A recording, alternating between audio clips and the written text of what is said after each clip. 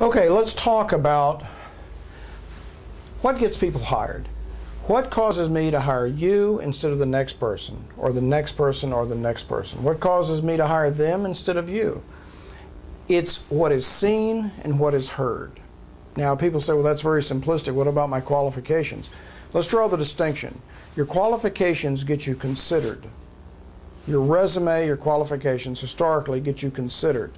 But that's why you're always called in for an interview, which means a mutual viewing. You see me, I see you. I'm going to evaluate you, and if I'm honest with myself, I'll admit this, I'm going to evaluate you based on what I see and what I hear. Now, the what I see part comes first. I always think of that as about the first 30%. What are you wearing? How do you look? What's your appearance? What's your demeanor? What's your body language? What exhibits did you bring to show me? There are many things other than just your looks that I can assimilate by what I see. That's why I like to say what is seen and what is heard.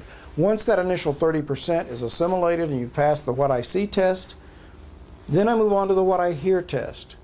And generally these are the words that come out of your own mouth. So here are the 5 senses I have. I can see, I can hear, I can smell, I can taste, and I can touch.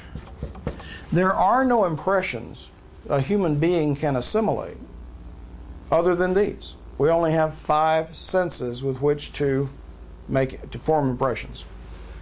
I don't taste you. I don't smell you, hopefully. And the only time I touch you is the handshake.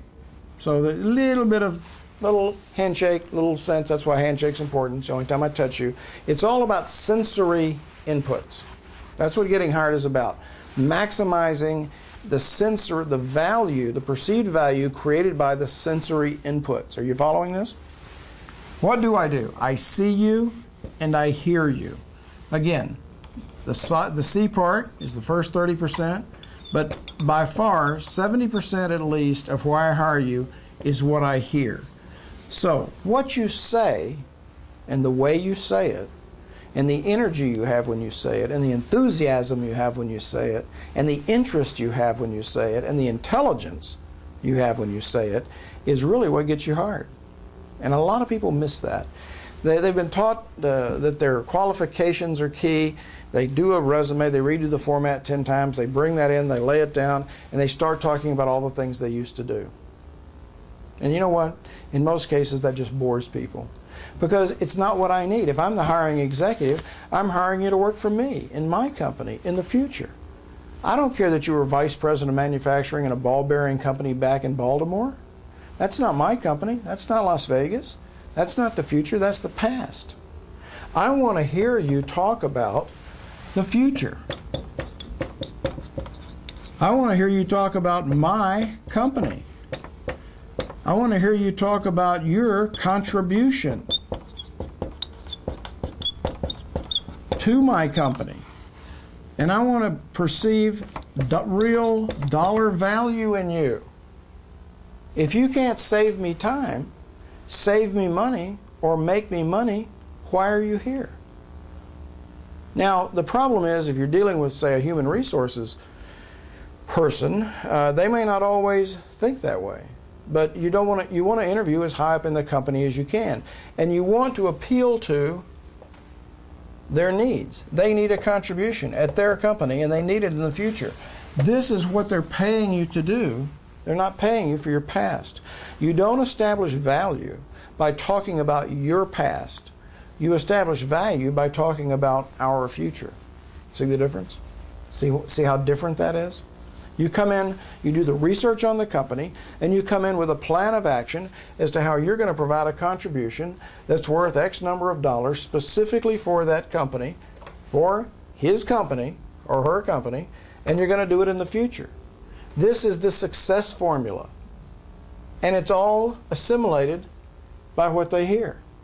That's why your answers to the questions you are asked, and if you look at the negotiating clip, you'll see that, especially in terms of dollars, you'll see part of it. There's a lot more that you don't see on that clip, but you will see how what comes out of your mouth literally is what gets you hired. And there have been studies done on the power of speech and the power of vocabulary. The attribute that correlates most closely with executive success is not height, it's not intelligence, it's not gift of the gab, it's not accomplishments on your resume. Do you know what it is? It's vocabulary. Vocabulary. The person with the best vocabulary usually ends up being the boss. Because as you go up the chain of command, as you move up in a corporation, you become more and more of a communicator and less of a worker. You're a knowledge worker and you're a communicator. Your communication skills, the way you articulate. I think of all sorts of political figures, leaders in industry, and to a person, they have superior communication skills. So what should you focus on if you want to succeed? What they hear. Improve your vocabulary, and you will become a success. Read my column, Mrs. Amygdala. The amygdala is a little almond-sized piece of your brain that gives you the thumbs up or thumbs down. Read that column on my blog. Very, very important to make the strongest verbal impression you can and communicate these things clearly.